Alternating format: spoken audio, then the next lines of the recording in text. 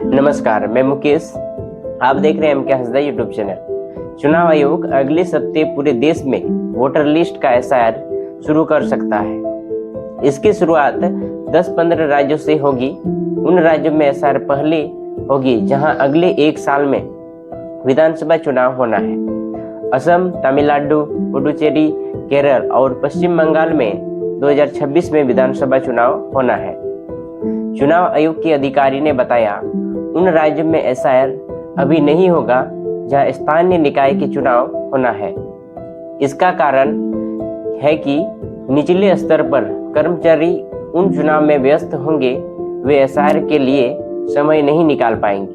चुनाव के बाद इन राज्यों में एसआईआर होगा।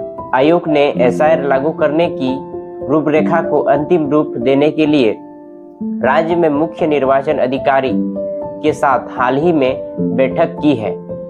कई सीईओ ने अपनी पिछली एसआईआर के बाद जारी की गई वोटर लिस्ट संबंधित राज्यों की वेबसाइट पर डाल दी है। दिल्ली के मुख्य निर्वाचन अधिकारी की वेबसाइट पर 2008 की वोटर लिस्ट है। वहां 2008 में एसआईआर हुई थी। उत्तराखंड में अंतिम बार एसआईआर 2006 में हुई थी। वहां तब की वोटर लिस्ट अब राज्य सीईओ की वेबसाइट पर है। बिहार में भी हाल ही में वोटर वेरिफिकेशन हुआ है। फाइल डेटा 1 अक्टूबर से जारी किया जाएगा। राज्य में अंतिम एसआईआर कट ऑफ डेट के रूप में काम करेगी, ठीक उसी तरह जैसे बिहार की 2003 की वोटर लिस्ट का उपयोग चुनाव आयोग ने एसआईआर के लिए किया था। अधिकांश राज्यों ने वोटर लिस्ट का अंतिम बार एसआईआर 2002 और 2004 के बीच हुआ था। अधिकांश राज्यों ने अपने अपने राज्यों या केंद्र शासित प्रदेशों में हुए अंतिम एसआईआर के रूप में वर्तमान वोटर्स का मिलान लगभग पूरा कर चुका है। एसआईआर का प्राथमिक उद्देश्य विदेशी अवैध प्रवासियों के जन्म स्थान की जांच करके उन्हें बाहर निकालना है।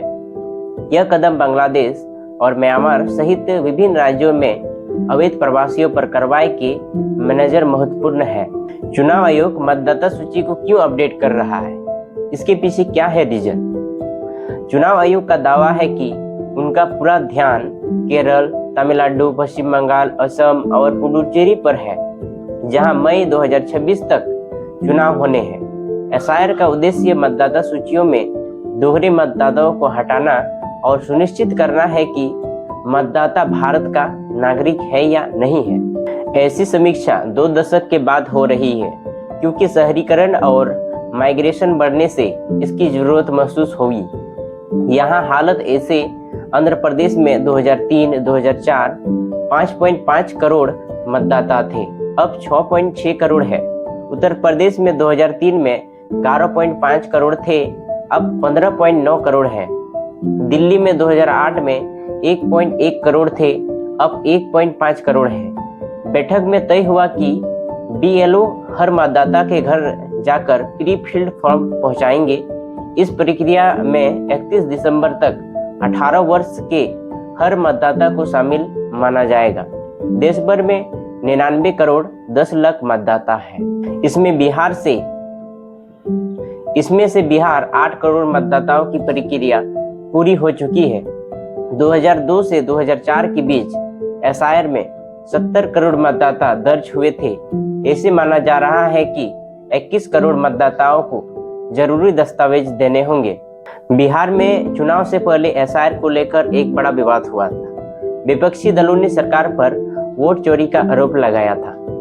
इसे लेकर सुप्रीम कोर्ट में केस अभी भी चल रहा है। हालांकि सुप्रीम कोर्ट ने चुनाव आयोग की प्रक्रिया को सही करार दिया है। आयोग ने बिहार की अंतिम वोटर लिस्ट सुप्रीम कोर्ट को भी सौंप दिया है। लोकसभा में नेता प्रतिपक्ष राहुल गांधी ने वोट चोरी का आरोप लगाते हुए प्रेस कॉन्फ्रेंस की थी।